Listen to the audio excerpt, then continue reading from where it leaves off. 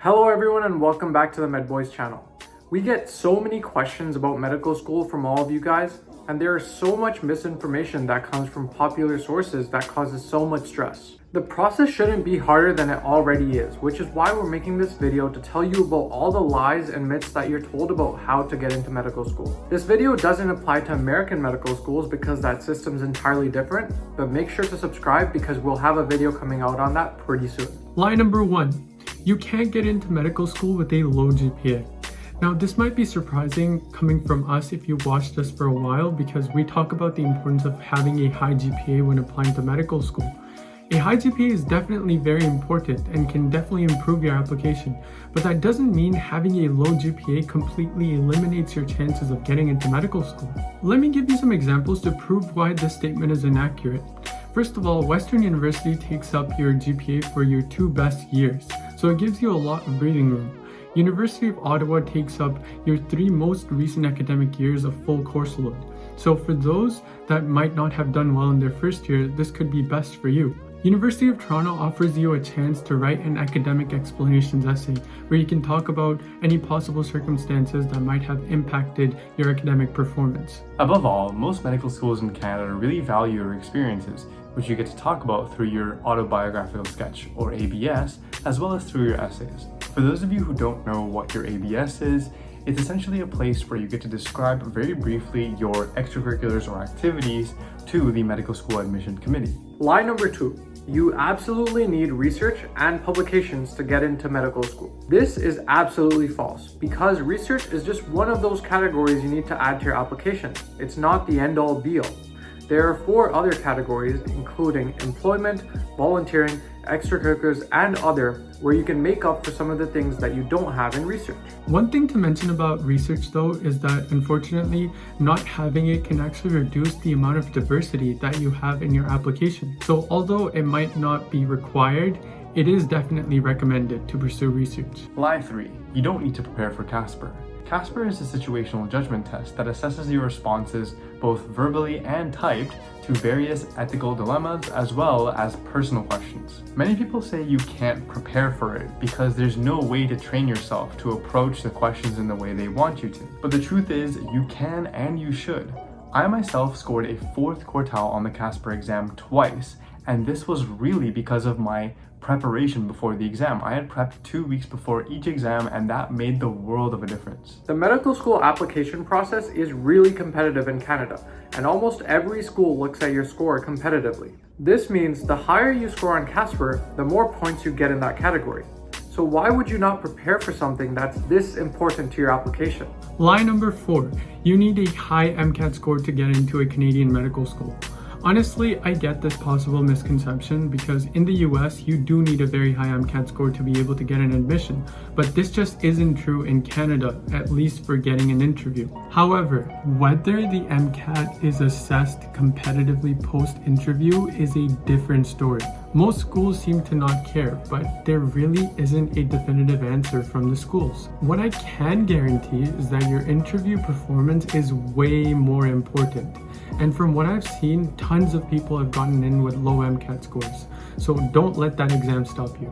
Lie 5. You need to have as many extracurriculars as possible. Look guys, in an ideal world, you're going to want many extracurriculars on your application. But if you've only done them for 2 months each, it's just not as meaningful to medical schools. There's a reason they've asked you how long you do each activity for and how many hours you've put in.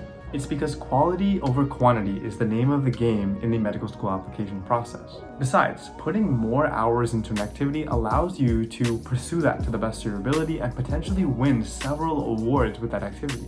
This adds to your application a lot, and with more hours comes more powerful experiences and stories that you can talk about in your interviews. This fact is one of the main reasons why in our videos we keep saying you should pursue activities you're truly passionate about and not just for your application. Of course, not every activity you do will be done for a while. That's just impossible. But if you try to do as many of these activities as possible, things you're really passionate about, this will be way more meaningful to medical schools than filling your application up to the brim with meaningless activities. Co-founding a nonprofit together called Blankets for TO was much more meaningful, and I got to learn so much more from it than starting 10 different clubs or joining clubs that I didn't really care about. And I think this is what really got me into medical school if I'm talking personally. Lie number 6. An interview is a guaranteed acceptance. As much as it sucks to say this, but getting an interview does not guarantee you getting an admission because you're going against the most talented individuals across the country. You have to be on top of your game, and being complacent with your interview preparation might be easy, but you have to remember that this chance does not come often.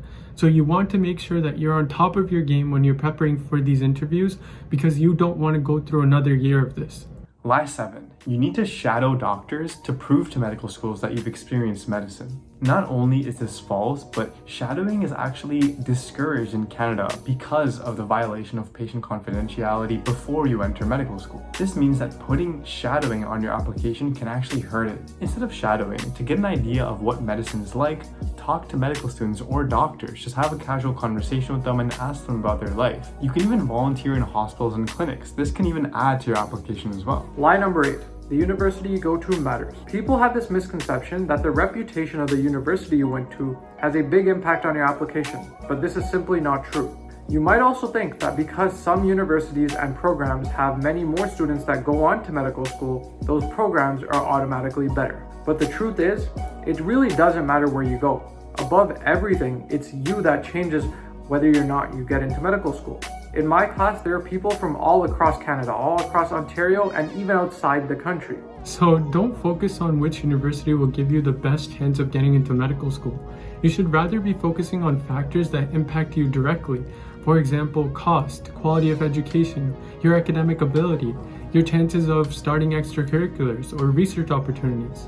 For example, you might want to apply to the University of Toronto for your undergraduate studies because you might feel that you're more ready to tackle the academic rigor that comes with the University of Toronto, and you'll be able to capitalize off of the research opportunities that are present here. Try to assess the capability of each university through these factors. Lie 9. You can't recover from a bad GPA. There are just so many options for you to be able to recover. For example, an extra year of undergrad, a master's program, or even a second undergrad. While it is an uphill battle and it does take a lot of investment in terms of time, it is very much possible to recover from a bad GPA. We also discussed earlier in this video that despite having a bad GPA, admission into medical school is still very much possible. It's on you though to improve your study strategies and grades as quickly as you can and to seek out the assistance in a timely manner. Our 10th and final lie. You will get into medical school for sure if you have the stats and extracurriculars. It is very much possible for someone who has a 3.9 plus GPA, a 520 plus MCAT, and a 4th quartile CASPER to not even get a single invite. This has happened so many times, you could just check on Reddit. You might be extremely discouraged by this fact because you've probably chalked it up to how competitive the process is, but that's not the problem here. There's one thing the student did very wrong. The student didn't write their application properly. They didn't focus on CanMeds when they were writing about their extracurriculars, they rushed their essays, or they didn't consult with a medical student. It's even possible that all 3 of these mistakes were made.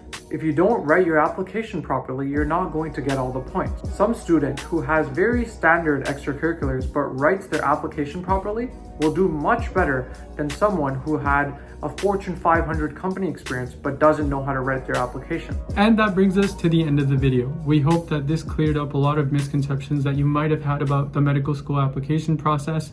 Best of luck to those who are waiting to hear back or those looking to apply into medical school or into medicine. Come back to this video whenever you need to. Share it with your friends. We'll see you guys next week.